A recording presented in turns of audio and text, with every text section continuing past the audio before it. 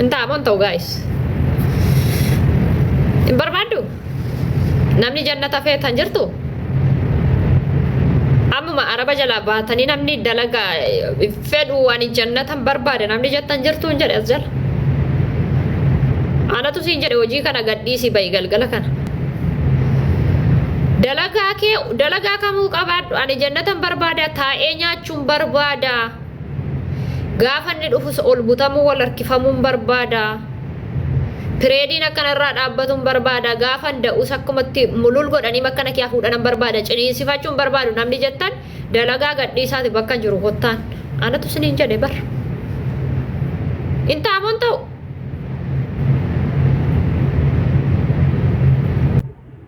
Tarrabaa jedhama. Tarraba miyati. Ati warra jannataatti hin qoosin kaat. Warra jannataatti hin qoosin.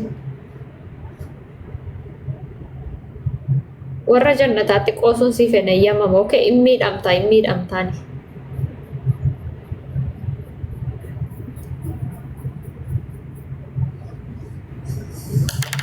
Warri hudduu qullaa haa deemuu barbaadan warri shaggooyyee sirriitti beektan keessaa nu dubbisa shaggooyyee intinii jechuudha. Jannaticha keessatti in sirbama. Jannaticha barbaadda taanaan immoo dhufteen teessu bar. In sirbama shaggooyyee soo barbaadde isa kan jimmaas isa kan wallaggaas yoo barbaadde shaggooyyeen isin jedhama. Hudduu qullaa deemama.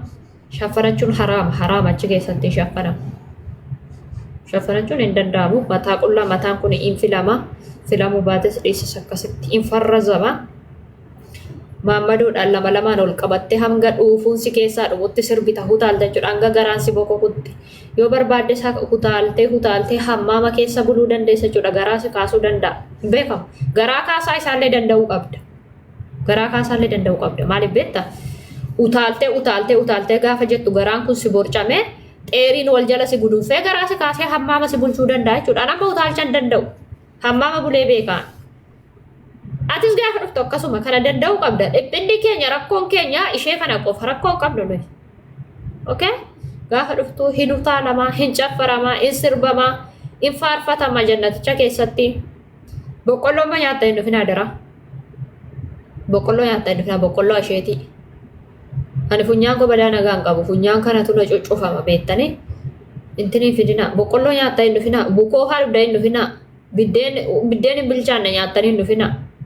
Biddeen gara bukoo daabboo gara bukoo kana nyaatta hin dhufinaanii. Waatu nama harkaa ba'a utaalchicha keessa.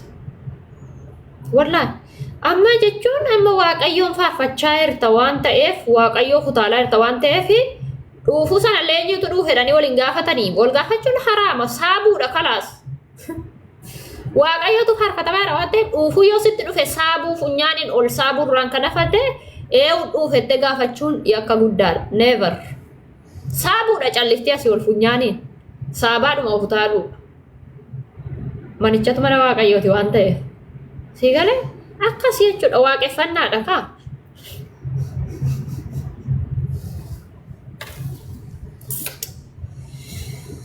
Maqaan isaa kana eebbifame haa ta'u. Ulfaadhu Yesuus jedhe namichi.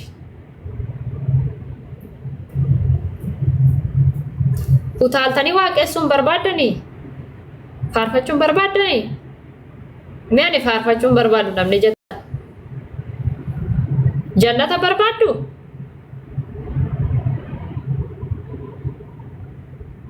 Yaa. Eebbifame haalleluuyaa. Waaqayyo si haa eebbisu. Intinii keenyatti galmaayi. Utaalcha hin dandeessa taanaan. Dhaqna ho'aa hin qabda taanaanii. Wallahi isin galmeessaa jechuudha. Akkasii. Ijoo shaadaan harkaa balleessitanii har'a. Ani shaadaan qabadha sidii jedheen turre.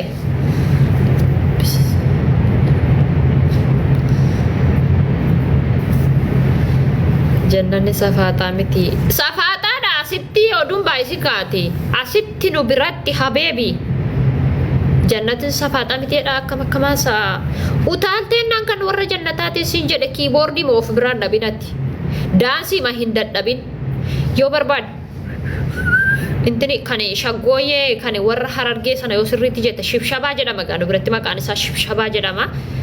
kan Jimmaas kan Wallaggaas kan kutaa biraan beekani dhugaa rabbii achi keessatti amma kan kana sadan beeka sirriitti kan jedhamu jechuudha achi keessatti kana beektan warra jannataati ati shuu jannata safaataa miti moo maayidha kun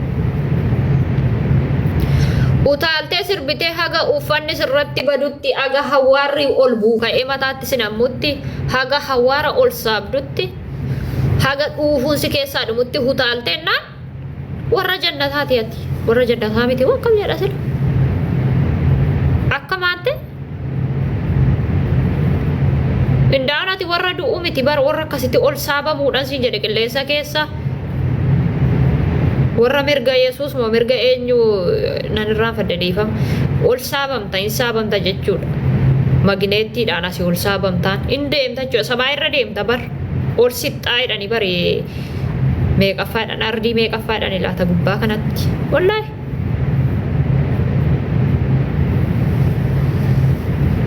fayyinan barbaaddan isin fayyuun barbaaddani wallaahi ani isin waliin rakkachuu iyyuu jibbeen jira moo utaalcha sodaattuyi garuu biyya arabaa kanattis baay'ee dadhabdaniittu bar utaalcha sodaattu utaalcha yaaddoftu yoo akkas ta'e nu bira ilaalchi hin jiru ilaalchan siif godha astaayitii sii godhaan hin jiru nu biratti dirqama utaalamuu qaba dirqama sirbamuu qaba amma nu biratti amma kiiboordiin hin jiru taanaan hin faarfannu nuti kiiboordiin hin jiru taanaan hin gallaa jechuudha dhiibnee waldaama gidduutti kunnee magalla kiiboordiin hin jiru taanaan maaltu nu ashaqsiisare maaltu nanna nuuf ho'isa yoo kiiboordiin hin rukutamin yoo kiiboordiin achi didididididin jedhin jiippaasin hin jiraatin yoo ibsaan badee dhiibnee gallaa jechuudha waldaa nuyi ibsaan badeennaan hin waaqessinu hin utaallu hin faarfannu ibsaadhaan wal qabata kaa elektirikiidhaan wal qabata bar annese utuu faarfachaa jirru yoo ibsaan gidduutti bade hin dhiibnee gallaan dhiibnee galla utuu sa'aatiin hin gahin ibsaan badeennaan namni waldaa dhaqu hin jiru ganama amma gaafa qoqophoofnu meeshaa waldaa ibsaan jiraachuu isaa maayikiraayifoonii dhaggeeffanna nuyi meeshaa waldaatii banamu yoo dhaga'ame hojjetaa jira jechuudha yoo ibsaan badee jiraate jenereetirri hin ka'u taanaan jenereetirri hin kaafamu taanaan hin dhannu jechuudha hin dhannu haay shuu utaaluu barbaanna habeebii nuyi achi jaalallee faa waliin achi keessa jirra waan ta'eef jaalallee keenya waliin akka itti mataa ol qabanneetu utaaluu barbaanna abboo nuyi jaalallee keenya waliin ol bira buune utaaleetu achi gadi ba'eetu wal xaxxaatessaa jechuudha gaafa immoo jaalallee kee waliin ol bira dhaabattee sirbitee jettu immoo miira keessa si galchayyuu dhaabar akkam namatti tola wallaahi amma amantaa biraa keessa kun hin jiru rakkoon keessanii amantaa biraa keessa jaalalleedhaan walitti lallaaqqachuun wal bira taanii wal susukkuumaa dubbii waaqayyoo dhaggeeffachuun hin jiru isin bira kana jibbine nuyi sigala amantaa biroo keessa amma dhiirri yoo asiin seene dubartiin asiin seenti waliin arganii walitti lallaaqqatanii waliin susukkuumanii nuti jaalallee keenya harkasaa qubasaa keessa quba baafannee teenye yoo tajaajilaan dhaggeeffanne nutti hin tolu jechuudha fiqir waan jedhamu jira okay nuyi waa'ee jannataan dhageenyu nuti yoon akkas nu bira taa'ee akkas of biratti ilaalaa jechuudha quba wal keessa naqanne yoon teenye waa'ee jannataan dhageenyu jechuudha nuyi jannata keessa jirra yeroo masanayyuu amma nuyi gaafa jaalallee keenya ajjinachi teenye ol bira tetteenye dhaggeeffannu sana arra maaltu jedhamee tajaajilaan arra wangeela maal dubbise utuu jedhanii namni namatti bu'u jiru bar miira keessa ollee mirema jaalallee ijoo ol bira taa olle nuti waa'ee olii yaanna malee maaltu sachirraa maaltu dhaggeeffate maaltu nu galchinu sachirraa inni nu biraan dhabamin malee maaltu nu galchinu isin immoo sakkasii hin qabdan isin sakkasii amma nuti waaqayyoo sadii qabna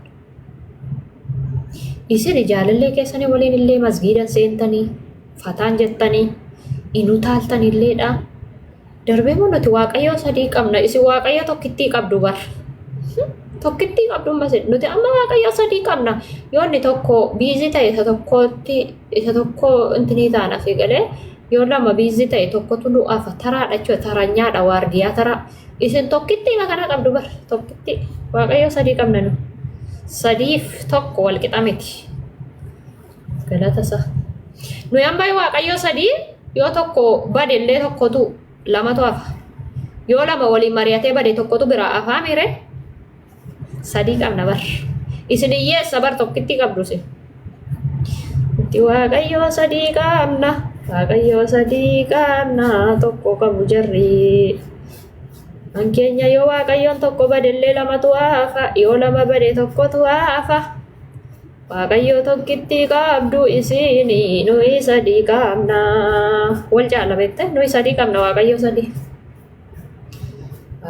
sadii qabna wal keessa jiru jedhanii wal keessa sin jiran jedhu wal dhaadha yoo akaakaan du'e yoo inni abaabiliin du'e akaakaatu afa akaakaa yoo du'e ilmatu afa abaabilii yoo du'e akaakootu afa akaakoo yoo du'e ilmatu afa waaqayyoon sadii kanaaf nu fayyada warri waaqayyo tokko qabdani dantaa keessatti nuti waaqayyo sadii qabna abaabilii fi akaakoo fi ilmadha akaakilii yoo du'e akaakootu afa akaakoo yoo du'e ilmatu afa akkasii jechuudha nuyi sadii qabnaa jechuudha beekamaadha kun immoo baga baay'ee qabna nuyi baay'ee qabna bar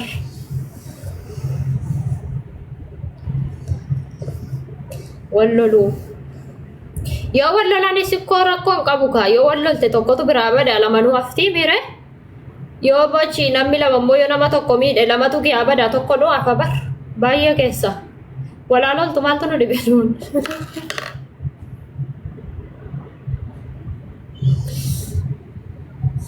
maaluma sammuu kee tuqee dabar sammuu koo maaltu tuqee sammuu koo maal ta'e mee rabbi jedhaati warri koomentii sammuu koo maal ta'e mee maalin ta'e amman uffadhee guutuudhaan hin taa'e aasaa jira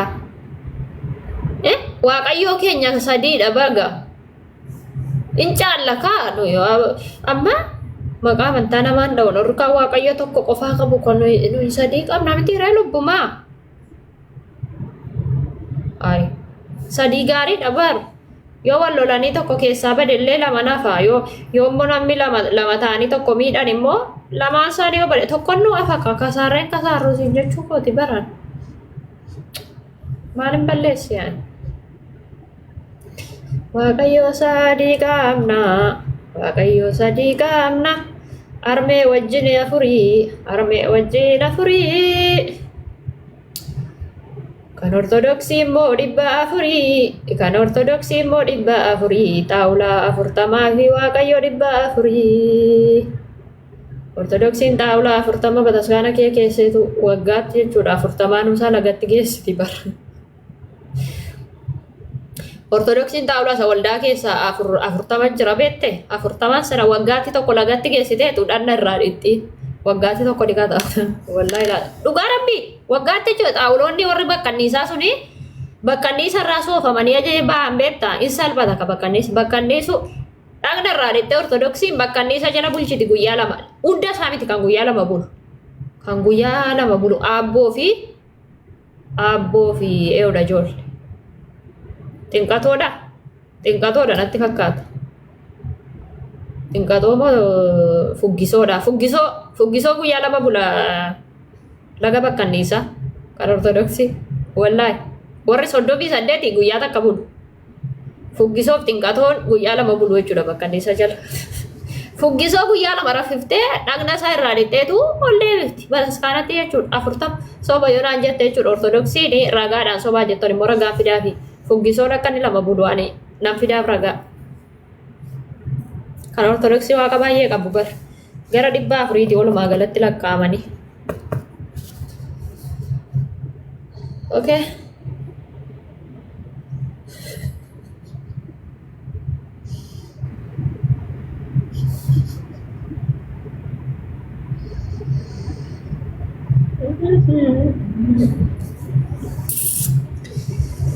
Fuggisoon lama bulee gala. Fuggisoon sun maaliif warra kaan irraa adda ta'e malee dhibba kuma wayyuu laa dhibba afurii wallaahi warra intini waaqayyo warra ortodoksii dhibba afur. Akkamitti waaqayyoon dhibbi afur walii galaa? Dhugaa rabbi dhuguman jedhee maal akkamitti amma manuma madaamii kana keessa sarraatan yoo baay'atte waliin galtu waaqayyo dhibba afur aangoon kan koo caalan jedhanii. Waaqayyoon dhibba afur kan sanumaayyuu immoo siilii qabu bar fakkii qabu. Lakki Abu Mu'aaz fa'aa eeggaddaa fakkii tokko agarsiisanii turan viidiyoo isaanii argeen ture Ameerikaa keessaa suuraa waaqayyoo birrii $32 achitti ol kaadha garuu nagadama dhugaa rabbii $32 jechuun akka biyyatti yoo jijjiirame baay'eedha bar wallahi $32 suuraa waaqayyoo garuu biyya keenyatti birrii 15 bar isheeyyuu kadhatanii namatti gurguru namni irraa bitu hin jiru birrii 15 suuraa gooftaa isaanii suuraa waaqayyoo keenyaa jechuudha birrii 15 garuu Abu Mu'aaz eeggadda waraabanii birrii 32 kan harmee waaqayyoo immoo birrii 300 fi wayi moo la kan harmee waaqayyoo birrii 200 wayi doolaara Ameerikaatti jechuudha. Kan harmee waaqayyoo birrii 200 wayi bitama kan waaqayyoo birrii 32 haraami wallahi laazim maaliga kan harmee isaati birrii 290 natti fakkaata cubbuu miti dhugaa rabbii ani biyyumattu akkasii biyya keenyattu suuraa waaqayyoo birrii 15 la suuraa waaqayyoo birrii 10 kan Maariyaam birrii 15 kan harmee waaqayyoo birrii 15 hin bitanna waaqayyoo birrii 10 hin bitan rakase wallahi rakasa bar maal daane wallahi birrii 15 maal ta'a sanuu gabaan irra deemaa olte titiisii achitti talbaate birrii 10 lafa sana haraami wallahi hawaara isaa irraa dhadhoofte titiisa kana irraa olii gad oofteetu jalatti sagaddaa jechuudha. Sigale mal Ameerikaatti nagadama sila waaqayyotu dhugaadha carraa Ameerikaa deemutu naa kenne suuraa waaqayyoo fi suuraa harmee waaqayyoon nagadaani. Wallahi hojii biraan hojjedhuun maal ante birri 32 jechuun moo salphaadha doolaarii dabar doolaarii Ameerikaati. Harmee waaqayyo birrii 290 wayitti gurguree moo doolaarii dabar wallahi ana tun Ameerikaa deemee dalagaa biraan barbaadon waaqayyo harmee waaqayyoon gurguraa ol suuraa isaanii wallahi de birrii guddaadha habeebi doolaarii 200 wayi guyyaatti suuraa harmee waaqayyo lama yoon gurguradhe Itoophiyaatti meeqaaniin oola birrii baay'eedhaan naa jijjiiramaa jechuudha. Kalleencaa 300 wayi kalleencaa moon caala bar kalleencaan caale barachitti argee bar leenciin harmee waaqayyoo biraa maal godhan jedhe malee an akaakaa faa fiduu didanii garuu akaakaan immoo meeqalaatuu dhufe akaakaan illee yoon dhabamu Yoosef hoo meeqaan gurgurama laata suuraan isaa kan akaakaan immoo 500 ta'inna kan akaakaa 500 ta'u mala. Wallahi ijoollee arrabaa miti dhugaa rabbii nagada guddaadha habiibi suuraa waaqayyoo birrii 32 suuraa harmee waaqayyoo birrii 292 bar hay isin dalagaan beektanii bar dalagachuun beektanii biyya keessaa birrii 10 birrii 15 bu'aa maal qabdimma kun sanayyuu mandara keessa deemanii giddiidhaan sitti kennu bar namni irraa bitu hin jiru suuraa harmee waaqayyoo birrii 15 haadha keenya haadha waaqayyoo birrii 15 suuraa waaqaa birrii 10 kadhatanii iyyanii laagaa tatarsaanitu suuraa waaqayyoo birrii 10 gurguratu iyyanii yeroo dhibba iyyanii okay isin musliimonni suuraa waaqayyoo sin qabdanii miskiina barisin isin suuraa waaqayyoo hin qabdanii nuti suuraa waaqayyoollee qabna waaqayyoo keenyaa suuraa isaa qabna harmee akkoo keenyallee harmee waaqayyoollee suuraa ishee qabna suuraa waaqayyoo qabna suuraa akkoo qabna hin qabdan isin hin qabdan isin miskiina kalaas isin miskiina isin waaqayyoon illee sadii hin qabdanii suuraa waaqayyoollee hin qabdanii miskiina isin miskiina jechuudha Ay wallahi garaa nama nyaattan. Maal nu galchinu? Kottaa gara waaqayyo sadii naa isintu dideemi nunda kaluu jechuudha. Suuraa isin qabdanii waaqayyo sadii isin qabdanii isin tokkittii qabdu isin dhimma keenya miti. Nuti isiniif yaadne bar isiniif yaadne nu beeta sababa isaa inni maal goone nuyi beeta sababa ifadhaa inni kaa tokko maali sila gidduu tokko moo baaldaan immoo sagal godhee iyyuu ture. Wallahi an keenya waaqayyoon keenya illee akka birrii mana baankiiti hin dhala bar birrii mana baankii dhaluu dideera. Birrii mana baankii dhaluu dideera waaqayyoon keenya akka birrii Awaash baankii keessaati hin dhala. Kan keessan hin dhalatus. Kan keessa waaqayyoon keessan hin dhalatus hin baay'atus maal nu galchinu? Baaldaadhaaf jaldoon sagal lu godhanii turan yeroo darbe. Sadii ida'uu ja'a godhanii jechuudha. Ja'a itti nu dabalan. Sadii ida'uu ja'a godhanii waaqayyoo ja'a itti makanii waaqayyoo sagal lu godhanii jiru jechuudha. Okay.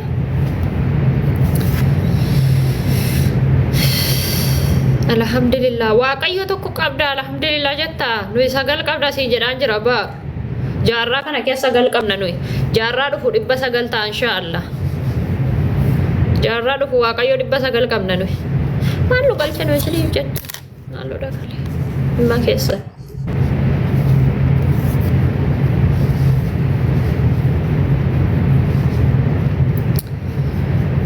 waaqayyo baay'ee qabna islaamonni tokkitti qabu nuti suuraa waaqayyo keenyaallee qabna isaa suuraa isaan qabanii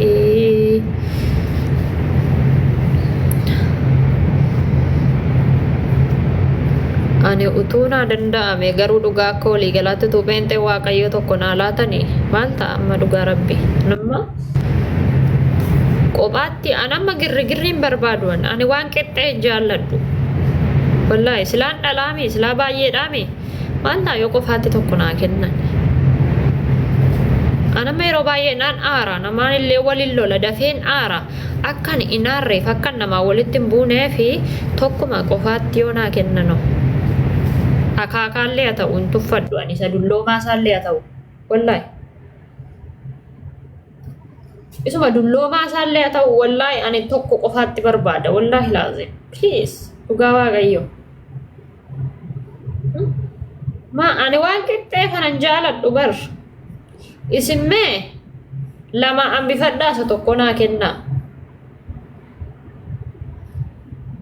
lama hambifadhaati Mandela kan jedhamtu as jala jirti obboleetti Adaadaa Geexee Musammaa. Mandela Adaadaa Geexee Musammaa. Isheen illee sadaqaa cocorachuu danda'an ta'uufi dide. Maraachitee kan lakkiste peentan ishees sabbuu keessaa fuutee akka Hasanitti akka namicha Hasan sanatti. Safuu dhabbo. Kan geemma nama gachisiisa wallahi.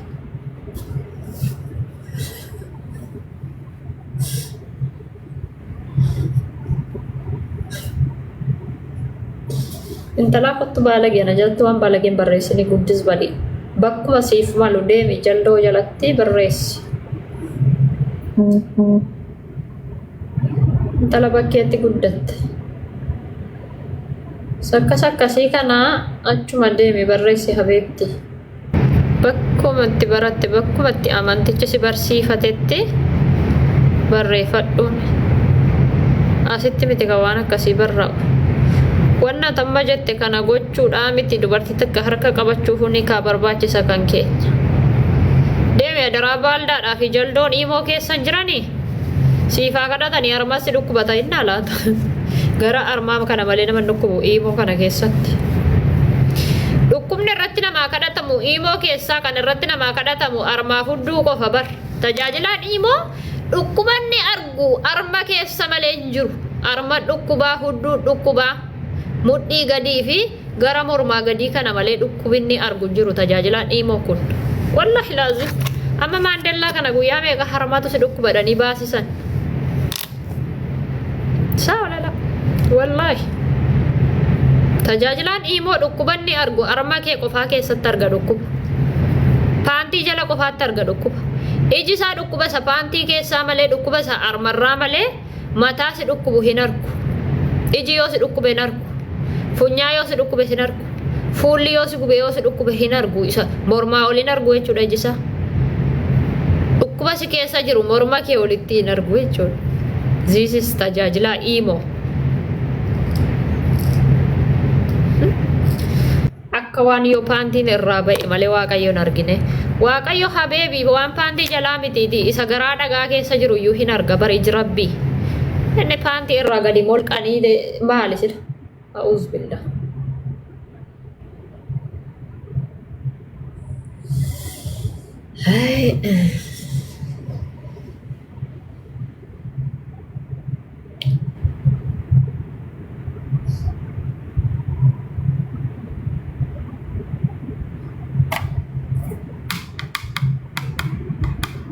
waan balleesse qabaar badii qabaan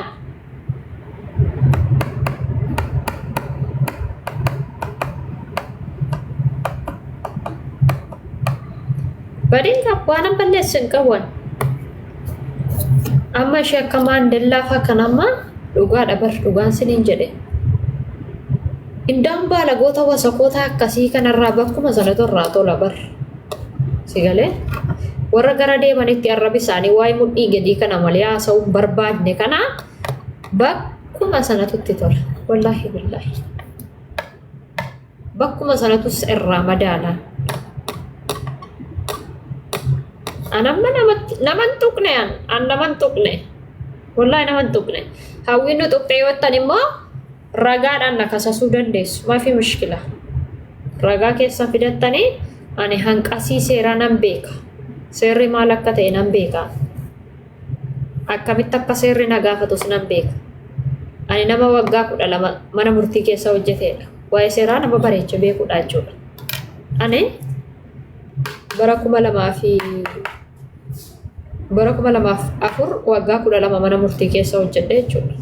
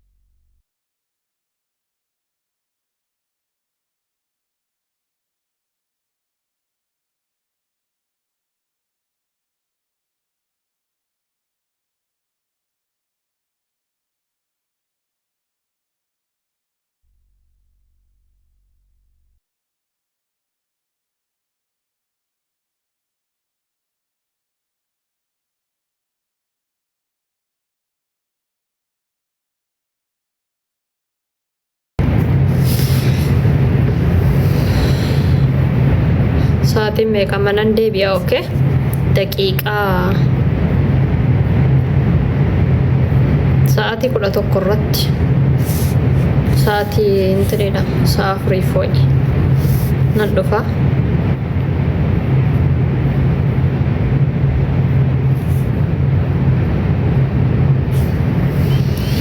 where are you from afaan oromoon barreessi where are you from jetti Isinin jaalladha, isinin kabajaa. Hojii xiqqoo tokko hojjedheetan dhufa. Okay, boodan dhufa.